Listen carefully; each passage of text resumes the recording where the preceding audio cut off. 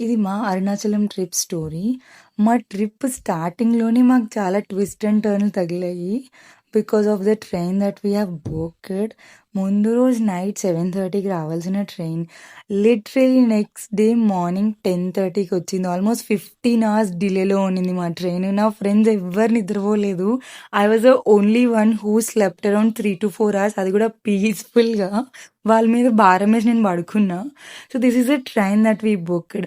నేనిక్కడ నేమ్ ఇస్తాను. ఈ ట్రైన్ అయితే అస్సలు బుక్ జేసుకోవద్దు. ఒకవేళ అరుణాచలం ప్లాన్ జేసుకుంటే చాలా డిలేలో ఉన్నింది. అండ్ ట్రైన్ జర్నీ స్టార్ట్ అయిన తర్వాత we have planned our twinning mehndi reel. దానికోసం ఎలాగో చేసే పనులేం లేదు అని చెప్పి మెహందీ స్టార్ట్ చేశాము. అండ్ నేను నా ఫ్రెండ్ ట్విన్నింగ్ మెహందీ పెట్టుకున్నాము.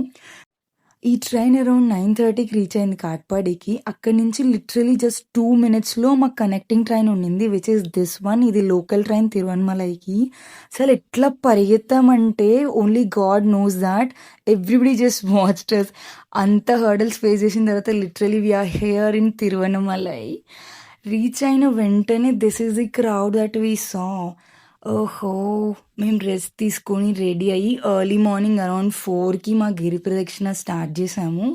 మేము అనుకున్న దానికన్నా గిరి ప్రదక్షిణ చాలా తొందరగా అయిపోయింది.